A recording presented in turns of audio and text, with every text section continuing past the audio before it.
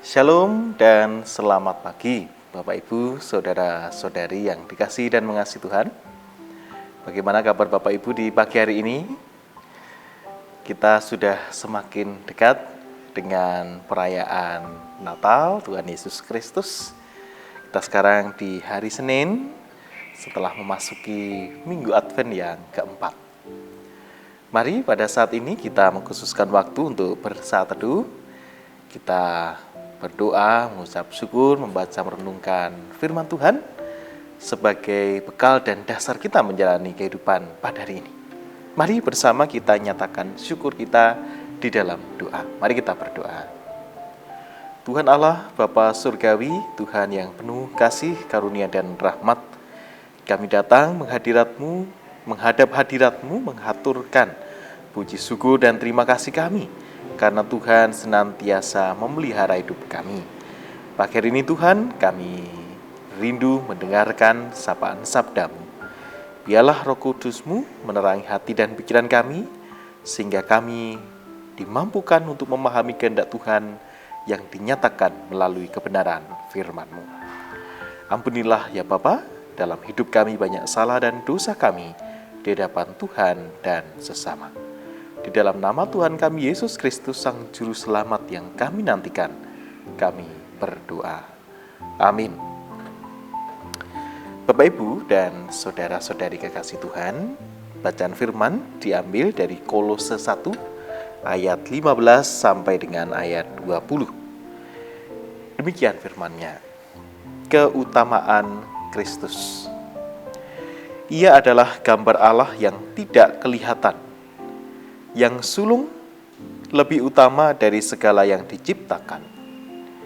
Karena di dalam Dialah telah diciptakan segala sesuatu yang ada di surga dan yang ada di bumi, yang kelihatan dan yang tidak kelihatan, baik singgasana maupun kerajaan, baik pemerintah maupun penguasa. Segala sesuatu diciptakan oleh Dia dan untuk Dia. Ia ada terlebih dahulu dari segala sesuatu, dan segala sesuatu ada di dalam Dia. Ialah kepala tubuh, yaitu jemaat. Ialah yang sulung, yang pertama bangkit dari antara orang mati, sehingga Ia yang lebih utama dalam segala sesuatu. Karena seluruh kepenuhan Allah berkenan diam di dalam Dia. Dan oleh Dialah Ia memperdamaikan segala sesuatu dengan dirinya, baik yang ada di bumi maupun yang ada di surga, sesudah Ia mengadakan pendamaian oleh darah salib Kristus. Demikian firman Tuhan, berbahagia setiap kita yang membaca dan memeliharanya. Maranatha. Bapak dan Ibu, saudari-saudara dikasihi dan mengasihi Tuhan, seperti saya sampaikan tadi bahwa kita sudah semakin dekat dengan perayaan Natal. Kita sudah melalui masa Advent yang keempat, di mana masa Advent itu merupakan masa-masa penantian kedatangan Tuhan. Nah, Tuhan Yesus Kristus yang kedatangannya kita nantikan secara khusus tentu saja adalah kedatangannya yang kedua, menjadi pusat perhatian di dalam bacaan firman pada saat ini. Surat yang ditulis oleh Rasul Paulus ini mengangkat tema yang sangat penting dan utama di dalam iman Kristen. Keutamaan Kristus. Siapakah Kristus itu? Dan bagaimanakah Ia dipandang oleh Allah sendiri? Dan bagaimanakah Kristus di antara ciptaan yang lain?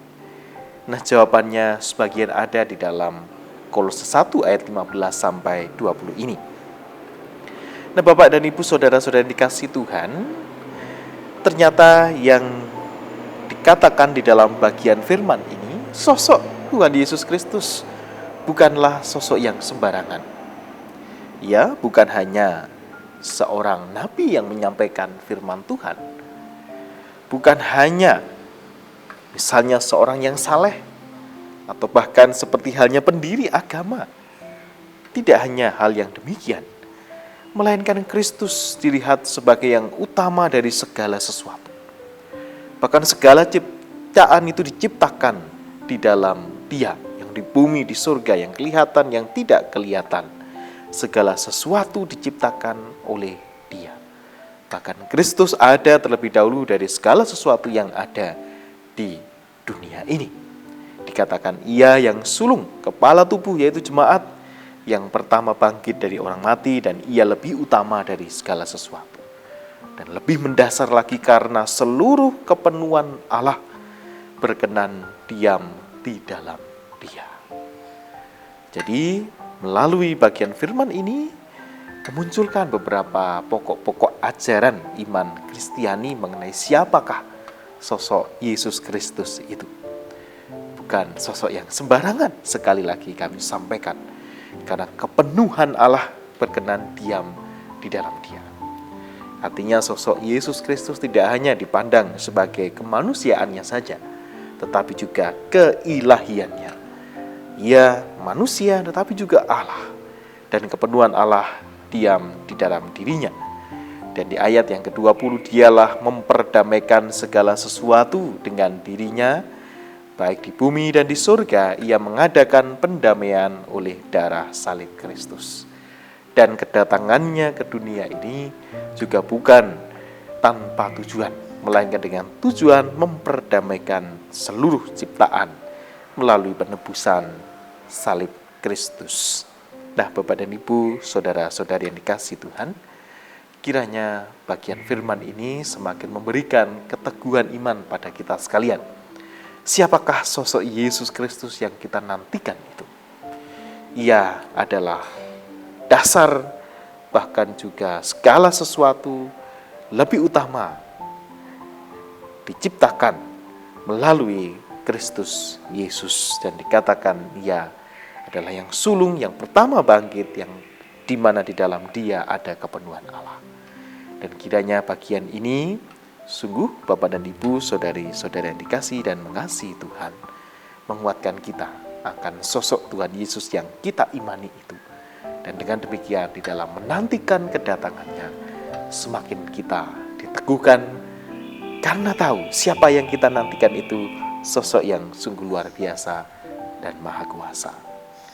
Sekalipun kita saat ini mungkin di dalam pergumulan kehidupan dan berbagai goncangan maupun juga pertanyaan-pertanyaan terkait hidup kita dan iman kita, ketika kita sudah memahami siapakah Kristus itu, biarlah segala kekhawatiran, segala was-was dan pertanyaan apapun, kita tetap memperoleh kekuatan dan keteguhan iman di dalam Tuhan Yesus Kristus. Amin. Bapak dan Ibu, saudara-saudari yang dikasihi Tuhan, mari kita bersama bersatu di dalam doa. Allah Bapa Surgawi, Tuhan yang penuh kasih, karunia dan rahmat, kembali kami menghadap hadirat-Mu mengaturkan puji syukur karena Tuhan sudah berkenan mewartakan bagian dari firman, sehingga kami diteguhkan iman dan pengetahuan kami tentang Kristus Yesus, Tuhan dan Juru Selamat kami. Biarlah di dalam masa Advent yang keempat, kami semakin dekat dengan perayaan Natal yang penuh dengan sukacita dan damai sejahtera ini. Kami diteguhkan iman dan pengetahuan kami tentang Tuhan Yesus Kristus yang kami imani. Bapa, kami serahkan kehidupan kami pada hari ini seutuhnya di dalam pemeliharaan dan cinta kasih Tuhan. Biarlah apa yang kami lakukan dan kerjakan sungguh Tuhan berkati dan menjadi berkat bagi orang-orang di sekeliling kami. Kami mendoakan Bapak Ibu Saudara-saudari kami yang sedang sakit dan dalam masa pemulihan, kiranya mereka dipulihkan dan memperoleh kesembuhan yang daripada-Mu. Kami juga bersyafaat kiranya pandemi COVID dapat segera berlalu dan saudara-saudari kami yang menjadi korban bencana alam dapat dipulihkan kehidupannya.